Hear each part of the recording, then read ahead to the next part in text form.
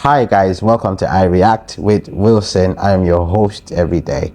If this is your first time on my channel, please don't forget to like and subscribe to my channel. Thank you for everyone who has liked and subscribed and engaged on my channel. I'd like to say a very big thank you. All right, thank you. So quickly on this episode of I React, I'll be reacting to Candace Owens' assertion on the subject of slave trade. I want to go see what she has to say. Let's go check it out together, guys. To the video. And now for a brief history of slavery. Here's the first thing you need to know. Slavery was not invented by white people. It did not start in 1619 when the first slaves came to Jamestown. It existed before then. It did not start in 1492 when Columbus discovered the New World. In fact, when the intrepid explorer landed in the Bahamas, the native Taino tribe hoped that he would help them defeat their aggressive neighbors, the Caribs. The Caribs enslaved the Taino and, on occasion, served them for dinner. Slavery existed in Africa, Asia, and the Middle East. The word slave actually comes from the Slavs of Eastern Europe. Millions of them, all white by the way, were captured and enslaved by Muslims in the 9th century and later by the Ottoman Turks.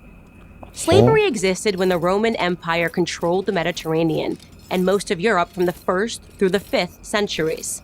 Slavery existed when Alexander the Great conquered Persia in the 4th century BC. Fair enough, yeah. It was so common that Aristotle simply considered it natural. The slave master model was just how the world operated in the great philosopher's day. Slavery existed during the time of the ancient Egyptians 5,000 years ago. As far back as we can go in human history, we find slavery. As renowned historian John Steele Gordon notes from time immemorial, slaves were a major item of commerce. As much as a third of the population of the ancient world was enslaved. Wow. Here's the second thing you need to know. White people were the first to formally put an end to slavery. In 1833, Britain was the first country in the history of the world to pass a Slavery Abolition Act. They were quickly followed by France, who in 1848 abolished slavery in her many colonies. Then, of course, came the 13th Amendment in the United States Constitution. After centuries of human slavery, white men led the world in putting an end to the abhorrent practice. That includes the 300,000 Union soldiers, overwhelmingly white, who died during the Civil War. Now, am I saying that this makes white people better than anyone else? Of course not. My purpose here is to simply tell the truth, and the truth is that human history is complicated. No one, regardless of skin color, stands guiltless. Yet today we are never told to consider the murderous Persian Empire or the cannibalism of indigenous tribes of North and South America or the heinous actions under the imperialistic Muslim, Chinese, Mongol, or Japanese empires, to name just a few. Instead, we're told that slavery is a white phenomenon. And like all persistent lies, this lie spawns a bunch of other lies. On social media, I come across extraordinary depictions about how Africans lived like pharaohs before Europeans came and laid waste to their paradise. I wish any of this were true, but it's not. It's a fantasy. The truth is that Africans were sold into slavery by other black Africans, and in many cases, sold for items as trivial as gin and mirrors. What? Whites didn't go into the interior and round up the natives. They waited on the coast for their black partners to bring them black bodies. Come on. The stark reality is that our lives had very little value to our ancestors. Here's the third thing you need to know. If you think slavery is a relic of the past, you're wrong. There are some 700,000 slaves in Africa today, right now. That's the lowest estimate that I could find. Other sources say there are many more. For context, that's almost twice as many slaves as were ever brought to the United States. Child soldiers, human trafficking, forced labor, these are the conditions that currently exist within the same sub-Saharan region where the transatlantic slave trade originated. African bodies are being sold today like they were sold then. And no, they are not being purchased by any country of white men. In fact, slavery, by any traditional definition, is exclusively practiced today within non-white countries. But we hear almost nothing about that. Just like we hear nothing about how slavery was universal until good people in Europe and America ended it 2 centuries ago. Why? Because our so-called leaders, black and white, wouldn't profit from it. Black victimhood is nothing if not profitable. It elects politicians and funds racial grievance groups.